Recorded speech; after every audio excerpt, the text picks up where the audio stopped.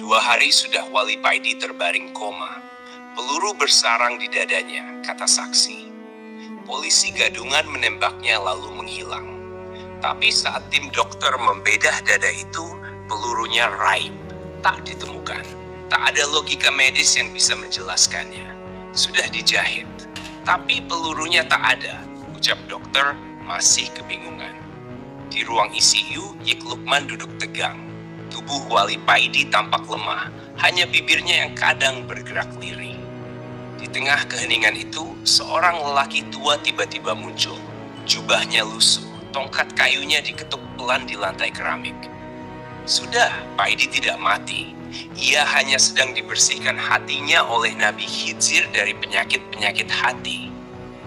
Ujar lelaki itu, Mbah Ihsan, guru Wali Paidi. Loh Mbah, jenengan siapa?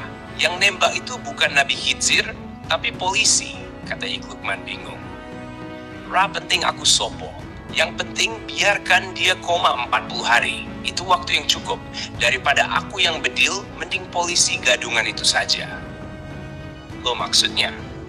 Iya, kamu Ndoro Lukman kan? Tanya Mbak Ihsan menyipitkan mata. Inggih Mbah. Paidi dulu hampir aku bedil sendiri. Datang ke rumahku minta tasyih nasab, bandel. Dilarang cari-cari asal-usul malah ngotot.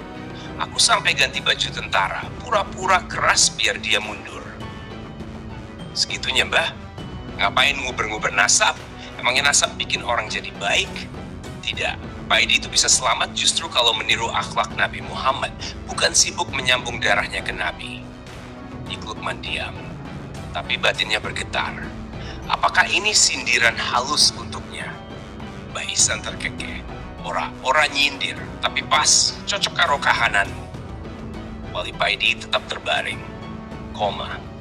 Tapi Mbah Ihsan cekakan saja di sudut ruangan, seolah semua ini hal sepele. Yik Lukman makin ciut. Ia sadar, banyak dari kalangan berdarah mulia kini jadi pusat kontroversi. Disanjung umat, tapi kadang lupa diri. Lukman, lanjut Mbah Ihsan, nasab mulia bisa jadi berkah atau bisa menipu. Kalau belum waktunya dibuka, tapi dipaksa dibuka, ya bisa memecah belah. Kayak Paidi dulu. Aku harus tegas agar dia berhenti mengejar-ngejar nasabnya. Nasabku bisa nipu Mbah. Bisa, kalau membuatmu merasa tinggi. Tapi bisa jadi berkah kalau jadi sebab untuk menyatukan umat. Jangan kira keluarga para Gus itu selalu rukun. Banyak kok pondok didirikan kakek, cucunya saling berebut. Tasabuhum jami'an wa kulubuhum syatta. Yik Lukman tertunduk. Ia teringat kawan sepondoknya dulu. Dipondokkan bukan untuk menuntut ilmu, tapi untuk jadi kiai pengganti abahnya. Begitu juga banyak pesantren, kehilangan murid, kehilangan ruh. Karena didirikan bukan dengan niat lillah, tapi karena nafsu duniawi, memelihara kekuasaan lewat agama. Pesantren itu kerajaan kecil, nepotisme di dalamnya dianggap sunnah. Kalau bukan zuriyah yang meneruskan, masyarakat ribut. Tapi itu bukan berarti salah. Yang salah itu kalau dijadikan tameng untuk menutup akhlak. Lalu Mbah Ihsan menunduk sejenak, suaranya menjadi lebih dalam. Yakin di dalam hatimu itu, ia tidak bisa menyala sendiri tanpa kamu menyalakannya dengan sumbu dan minyak. Sumbu dan minyaknya adalah kamu melakukan amaliyah terus-menerus sampai kamu melihat hasil atau buah manisnya.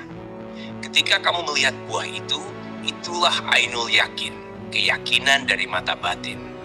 Dan jika kamu melihat buah itu berulang-ulang, maka hatimu akan penuh keyakinan yang mantap kul yakin. Nah, disitulah muncul nyala iman. Makin besar sumbunya, makin terang apinya.